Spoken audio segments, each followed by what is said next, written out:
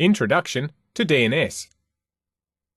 Since Active Directory relies so heavily on DNS, in today's Windows networks, you not only need a DNS server, but you also need DNS to be reliable, and since so many problems are often attributed to DNS being incorrectly configured, you need to ensure that you get it right. The Domain Name System, or DNS, is a method of resolving IP address to words.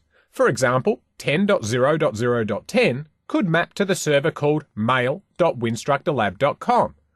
Without DNS, we'd be forced to remember lots of numbers in an IP address if we wanted to visit a website. And let's face facts, we'd never remember even 1/100th of the IP addresses of the websites we visit, so DNS saves us the trouble by handling the mapping of names to numbers. Now, a DNS name consists of two parts. The leftmost part is the computer name, and everything else to the right is the domain suffix. So, in this example here, DC01 is the computer name, and winstructorlab.com is the domain suffix. The DNS structure is a hierarchical structure that starts with a root domain designated by a period or a dot. The root domain is operated by a non-profit group called the Internet Corporation for Assigned Names and Numbers, or ICANN, and beneath the root domains are other top-level domains .com, .net, .org, .gov, and so forth, and these are referred to as top-level domains, or TLDs, and the control of these domains at this level have been delegated from ICANN to other companies to manage. So to operate your own domain, such as winstructorlab.com, we would have to pay for a domain name from a domain registrar. And we'd do this by going to any registrar's website and providing some information about ourselves and of course giving them our credit card details, and in return, they'll set aside that domain name and grant you the rights to operate the domain that you paid for. Now, we don't really own the domain, we'll be leasing it, much like renting a house or a car. You can use it for as long as you continue to pay the rent of course, but you never actually own it. So, as long as we're not infringing on any trademark with our choice of domain name, and of course, as long as we continue to pay for the right to use the domain name, then you can effectively consider it your own.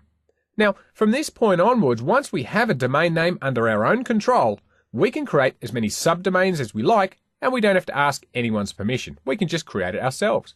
So, if we were to own the winstructorlab.com domain, and we wanted to create a new subdomain called sales, then our own DNS servers will be responsible for communicating with that sales subdomain that we're in control of, and we can do anything we like from that point onwards. So let's talk a bit more about how DNS really works. When a user, whether they're down the road or on the opposite end of the world, decides to point their browser to the winstructor.com website, of course, this user's computer doesn't know the IP address of the web server at Winstructor, as that could be practically any IP address, so it can't go directly there. So, the user's computer then asks its local DNS server for the IP address of the Winstructor web server. But what it's really asking for is the server name www. That happens to be in a domain named winstructor.com. Now, at this point, their local DNS server needs to find the DNS server at winstructor.com, which will know the answer. The problem is, your DNS server doesn't know the IP address of the DNS server at winstructor.com either. So what does it do? Well, it's quite simple. It asks the next person that should know. So it goes straight to the .com's parent, which is the root. Now, you might see a problem here. The root is the end of the earth as far as the domain hierarchy goes. It can't go to another DNS server higher up the chain simply because there isn't one. But that's okay because the Windows 2008 DNS server software comes with what's known as a root hints file. This file contains the name and addresses of all of the 13 servers that comprise the root domain. And this root hints file is a simple text file which is located in your Windows System 32 DNS directory. So this user who's looking for www.winstructor.com, he's in luck because his DNS server is now able to at least talk to the root domain. So it's going to ask the root domain for the IP address of the DNS servers at the .com domain. Now, a root server doesn't know the IP address of the winstructor.com DNS server simply because it's not responsible for it. So the root server will only send back what it does know about, and that's the last part of the winstructor.com domain, the .com. So the root server will respond with the details for the DNS servers that are responsible for the .com domain. So our local DNS server now knows where to find the .com servers, so the local DNS server can ask the DNS servers at the .com domain for the IP address of the winstructor.com DNS server. Now these .com servers don't know what the IP address of the machine named www in the winstructor.com domain is, but it can tell the local DNS server what the IP address of winstructor.com's domain DNS servers are, because when this domain was registered, we had to supply the IP addresses of our DNS servers. So it's going to reply and tell the local DNS server the IP address of winstructor.com's DNS servers. Now that it has this information, the local DNS server asks the winstructor.com DNS server for the IP address of the computer named www in the winstructor.com domain. The DNS server responds, and the user's local DNS server will cache that name and IP address, and it will send the information back to the user's computer. The user's computer now knows the IP address of the www.winstructor.com server, so it will cache that IP address locally, and then it can contact the web server directly. The web server will then be able to supply the user with its default homepage, and of course the user can now access the website. Now that's the process from scratch, but what if we need to create a subdomain called marketing.winstructor.com, and the marketing department have their own IT staff, which want to control their own DNS? Well, now we're talking about delegation. In all honesty, what we've just discussed is also delegation. The root servers directed you to go to the servers responsible for the .com domain when you wanted to find a .com address. That responsibility was delegated from the root servers to the .com servers, and the .com servers delegated the winstructor.com domain to us. But you can use delegation within your own DNS environment. Now, we don't want to give the marketing department complete control over our entire DNS environment, so we're going to need two things to make this delegation work for our marketing department.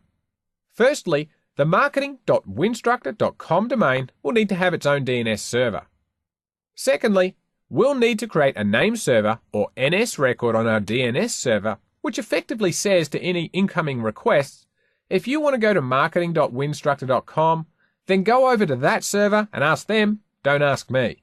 So what happens is that the marketing.winstructor.com DNS server becomes authoritative for that child domain, just as our DNS server for winstructor.com is authoritative for our parent domain. So if our user out on the internet wants to access a host on the marketing.winstructor.com domain, he'll first contact his own DNS server. The DNS server will contact the DNS server that's authoritative for the winstructor.com domain. This server knows that it isn't responsible for the marketing.winstructor.com domain, but it does know who is responsible, as it has an NS record that tells it to forward all marketing.winstructor.com requests to the server listed in that record. So it sends back the IP address of the DNS server in the marketing.winstructor.com domain. The user's DNS server then contacts the DNS server in the marketing.winstructor.com domain directly and requests the IP address of the host that the user's trying to contact. The marketing.winstructor.com DNS server responds with the host IP address, and the local DNS server caches it locally and then forwards that address to the user's computer. Now, the user's computer will also cache that IP address locally, and then it can contact the host that it's looking for, as it now knows the IP address of the host. And that's the process of delegation. In this video, we've talked about what DNS is, how DNS works, and delegation.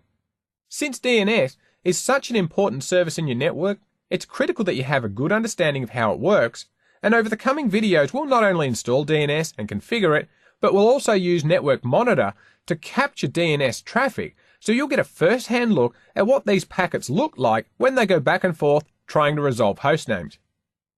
We hope you've enjoyed this video and would like to thank you for supporting Winstructor.